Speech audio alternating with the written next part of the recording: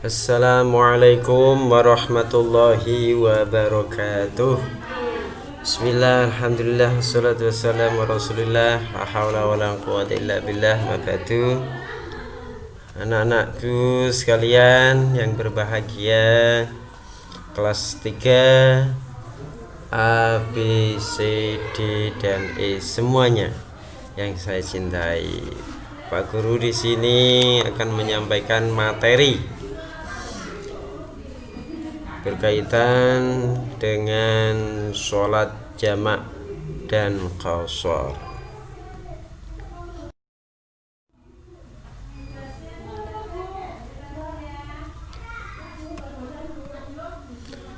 Bab 2 di sini Pak Guru menyampaikan tentang sholat jamak dan qashar.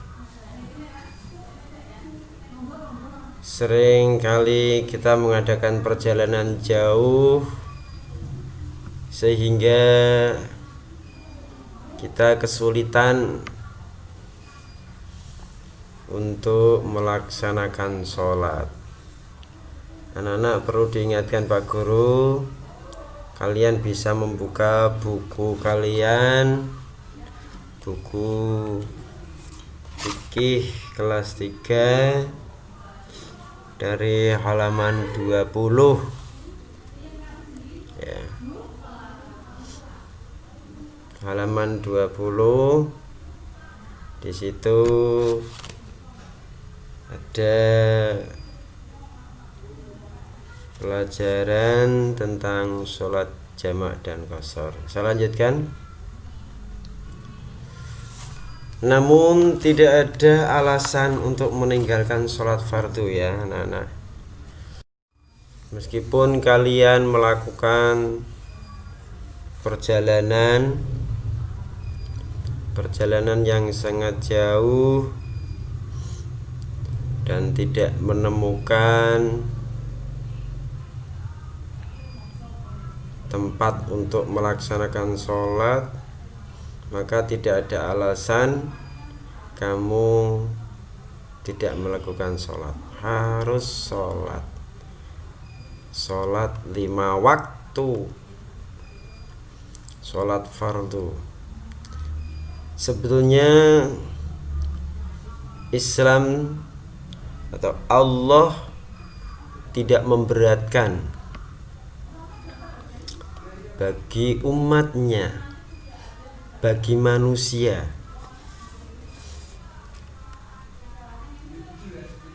kecuali kewajiban itu harus dilakukan untuk manusia itu sendiri, manfaatnya untuk manusia itu sendiri ya. Coba kamu perhatikan apa yang disampaikan oleh Pak Guru di sini.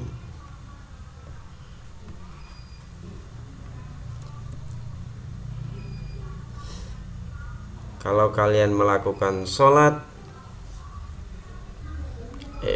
kalau kalian melakukan perjalanan jauh, maka ada 2 jalan untuk melakukan sholat, yaitu 1 untuk dijamak, 2 sholatnya di qashar. Jamak artinya digabungkan, sedangkan sholat qashar artinya sholat yang diringkas.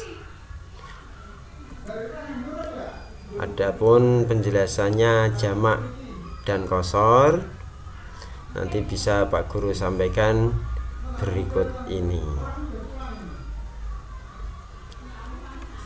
Perjalanan jauh antara sholat jamak dan sholat qashar itu artinya kalian mendapatkan rukhsah.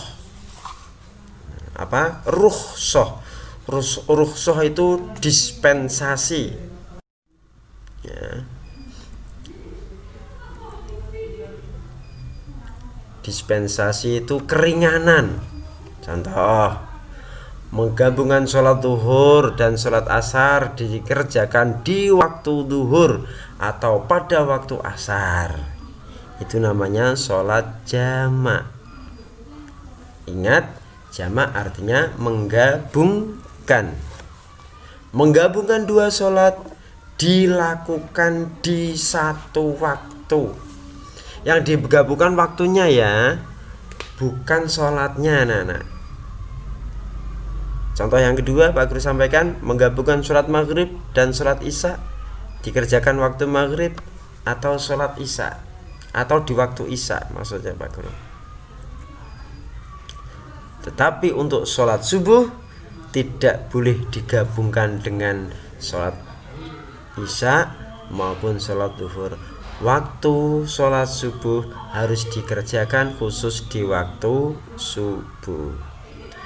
Yang boleh digabungkan hanya sholat zuhur dan sholat asar, maghrib dengan isya. Kalau menggabungkan itu tidak boleh. Misalnya sholat asar digabungkan dengan sholat maghrib. Tuh, asar kok dengan maghrib, zuhur dengan asar, kalau maghrib dengan isya. Nah, itu digabung, penggabungannya begitu. Diulangi Pak Guru lagi. Untuk penggabungannya yaitu zuhur dengan asar, kemudian maghrib dengan isya. Nanti ada penjelasannya yang lebih lagi di slide berikutnya. Sholat jamak yang digabungkan yaitu dua fardu dilaksanakan pada satu waktu ya. Ingat, dua waktu digabungkan menjadi satu waktu. Pelaksanaannya di satu waktu. Misalnya begini, saya ulangi lagi, tadi sudah dijelaskan tapi ini diulang Pak Guru lagi. Kamu melakukan perjalanan ke Jakarta misalnya ya. Kamu pagi-pagi melakukan perjalanan menuju ke Jakarta. Pada waktu zuhur kamu tidak melakukan sholat. Kamu punya niat, harus diniatkan nanti sholat zuhur akan saya gabungkan waktunya di waktu sholat asar, gitu ya. Oke.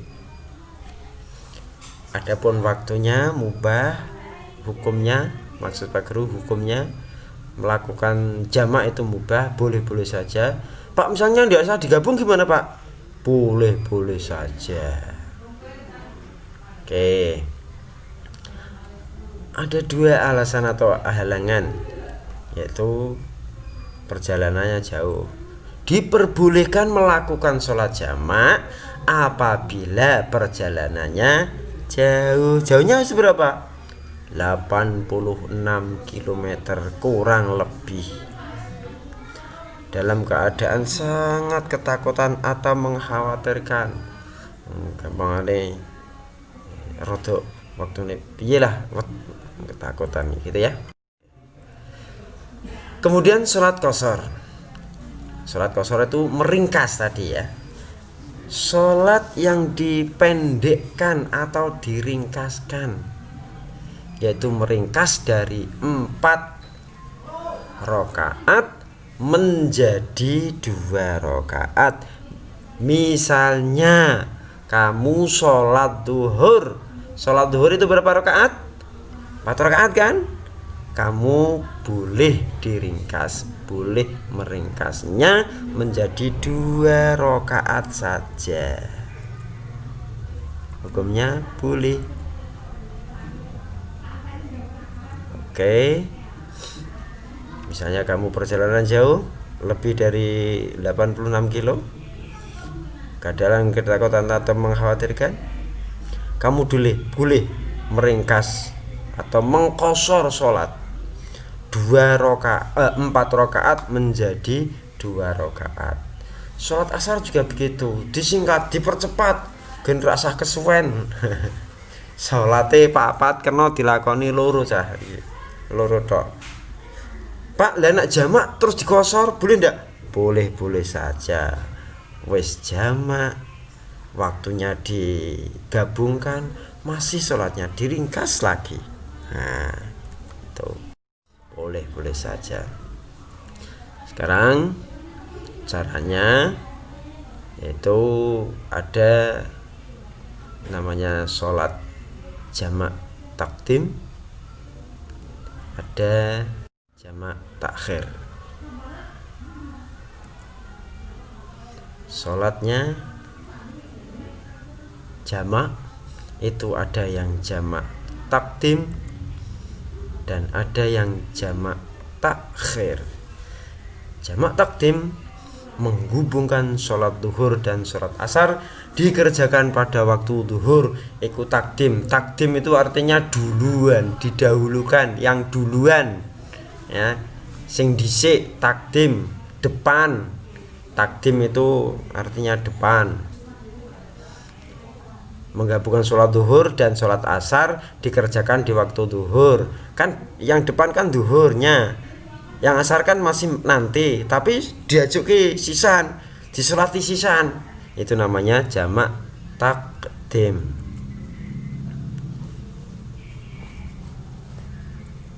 Kalian bisa melihat niatnya. Usolli fardhu dhuhri arba rakaati jam'at taqdimin ma'al asri fardhu lillahi ta'ala. Boleh usolli fardhu dhuhri arba'a raka'atin jam'an taqdiman, boleh, ma'al asri fardhu lillahi ta'ala, boleh saja. Yuk dilanjutkan. Ini artinya bisa kalian lihat di situ, bisa dibaca. Yang kedua, takbiratul ihram. Salat duhur seperti biasa, ya, kayak biasanya sholat gitu. Setelah salam kamu berdiri lagi, sholat yang kedua. Tadi kan baru sholat duhur tuh kamu. Nah sekarang dilanjutkan sholat lagi, sholat asar.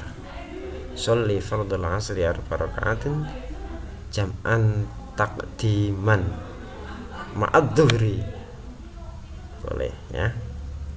Oke, seperti biasa takbiratul ihram, sholat asar 4 rakaat seperti biasa, kemudian salam. Itu jamak takdim. Yang dijamak atau yang dikumpulkan itu adalah waktunya, pelaksanaannya sama saja, hanya saja waktunya yang dijamakkan, waktunya yang dikumpulkan. Kalau jamak takhir, sholat maghrib dengan sholat isya boleh. Sholat maghrib didahulukan, ini namanya jamak takdim, jamak takhir, dikerjakan di waktu isya. Caranya sama dengan tadi, yaitu dilakukan sholat seperti biasa, hanya saja waktunya di waktu isya. Takbiratul ihram, sholat maghrib seperti biasa, kemudian berdiri lagi, niat sholat isya 4 rakaat, takbiratul ihram, ya biasa seperti sholat biasa. Itulah anak-anak sekitar sholat jamak takdim dan jamak takhir. Nanti bila kurang jelas kalian bisa bertanya dengan Pak Guru secara langsung, secara tulis dengan WA, lewat WA atau telepon, hubungi langsung dari Pak Guru. Sekian dan terima kasih atas perhatiannya. Assalamualaikum warahmatullahi wabarakatuh.